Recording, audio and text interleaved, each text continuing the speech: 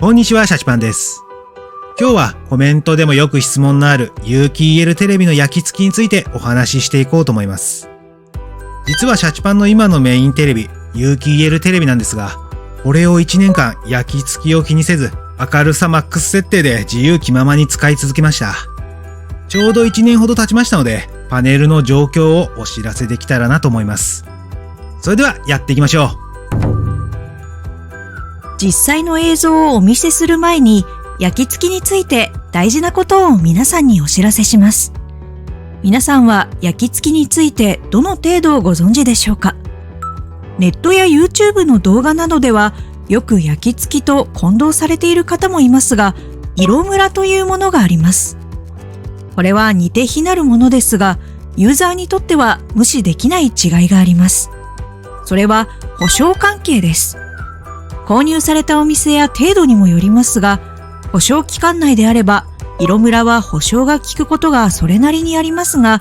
焼き付きだと効かないケースがほとんどということです。これは各メーカーの取説にもあるように、焼き付きは故障ではないという認識だからでしょう。なので、実際は色ムラなのに知らずに焼き付いたと言ってしまい、保証が下りなかったというケースもあります。色ムラならきちんと焼き付きではなく色ムラだと毅然とした態度で伝える必要があります。なお、色ムラと焼き付きは見た目が違います。焼き付きは同じ画像を長時間映し続けると、このように画素の輝度が落ち、特定の形ではっきりと残ってしまう現象です。一定位置に同じアイコンや文字を長時間表示し続けると発生することがあります。対して色ムラは使用していると、このように特定の形などではなく、もや状に輝度が低下する現象です。保証にも関わる部分ですので、いざという時に役に立つかもしれませんし、しっかり覚えておくと良いでしょう。ちなみに焼き付きにおいても、使い始めて1ヶ月など極めて初期の段階に発生した場合は、無償交換という対応事例もあるようです。さて、早く実機を見せろという声が聞こえてきそうです。パネルの焼き付きはこのように特定の色のパターンを表示させて、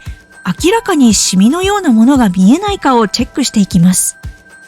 このテストパターンは YouTube などでもありますし、特定の色画像を表示させても良いです。白画面で見られている方もいるかもしれませんが、有機 EL の場合、白に光るサブピクセルがあることから、色のついたパターンで見ないと見逃すこともあるので注意しましょう。こうして見てみると綺麗なもんです。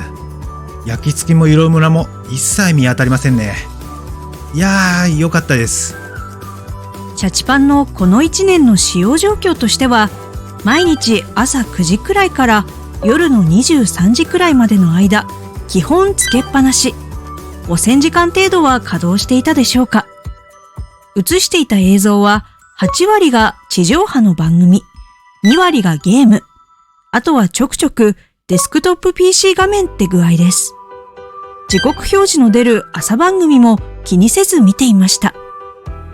1日12時間以上テレビをつけていた計算なので、これは一般家庭よりかなり多い方でしょう。この程度では焼き付くことはなさそうですね。皆さんはネット記事や YouTube の動画などで、最近のパネルは焼き付きにくいよと一度は聞いたことはありませんか？でもそれがなぜかを説明しているところは実はほとんどありません。お店が売りたいだけの策略じゃないの？って思っている方もいらっしゃるかもしれませんが、安心してください。ちゃんと理由があります。よく根拠として出されるものは2つあります。1つ目は画面の明るい部分の量に応じて明るさを変える ABL 機能です。シャチパンの家にある有機 EL にご覧のように大きさの違う同レベルの白映像を入力してみました。すると明るい領域が大きい方が明るさが抑えられていることがわかりますね。これは全面を光らせてしまうと熱くなり焼き付くリスクが高まるからです。焼き付かないように緻密に明るさをコントロールしているわけです。有機 EL テレビが液晶テレビと比べて暗いと言われるゆえんでもあります。もう一つはピクセルシフトです。映像を1画素単位で動かし、負荷を分散させます。その他にも一定時間同じ画面を映し続けると自動的にスクリーンセーバー画面に移行するなどありますが、これらは昔から搭載されていた機能なので、実はあまり根拠にはなりません。一番大きかったのはパネルの画素構成です。こちらはパネル供給メーカーである LG の2017年パネルと2018年パネルの比較です。ご覧のように赤の画素面積が大きくなっています。実は映像を映すにあたり赤色の利用頻度が高いことから劣化が早く、赤の画素面積を大きくして負荷を減らす対策がこの年になされ、それ以降この設計思想は現在に至るまで受け継がれています。ネットにある焼き付きの映像も赤のレベルが低下しているものが多く、いかに赤が焼き付いていたかがわかります。なお、色ムラも赤のレベル低下の傾向が強く、赤と緑で表示されるオレンジ色も赤が抜け、緑だけが表示されるケースが多いです。赤色が抜けるということは、人の肌の色も緑っぽくなるということです。地球人がナメック星人になってしまうかもしれません。国内メーカーでは翌年である2019年モデル以降ならばこのパネルが採用されているでしょう。実際最近では焼き付きの口コミなどはかなり減少しており、焼き付きの報告などを見てもこの2017年製以前のパネルを採用したケースが多いです。個人的には最も焼き付きに効いた対策であったと感じています。皆さんも焼き付いたという情報を見かけた際は、まずそのテレビが何年製かを確認されると良いでしょう。2017年や2018年モデルが多いイメージです。有機 EL の焼き付きは以前よりはかなり減ったという印象ですが、使い方や部品のばらつきによってはゼロではありません。おそらくこれからもゼロとはできないでしょう。また、焼き付きは故障扱いではありませんので、よほどの初期段階でなければ保証対応されないことがほとんどです。修理するとテレビでは一番高額なパネル部分の交換となるので、買い替える方が多いと思います。運悪く発生してしまった場合は、メニューからパネルメンテナンスという項目があるので、これを実施し、消えるかを試してみましょう。各社で機能名称は違いますが、パネル製造元の LG が用意したもので同じ効果だと思われます。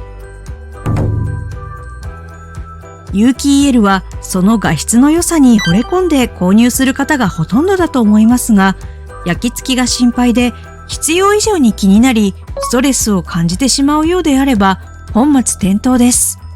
画質を楽しむ余裕もなくなるようであれば、個人的には素直に液晶テレビを選んだ方が良いと思います。焼き付くリスクもあるということを理解しながら、ある程度注意して使う。焼き付いてしまったら運が悪かったと思えるくらいの心持ちがちょうどいいかもしれません。なお、展示品を購入される際は注意してください。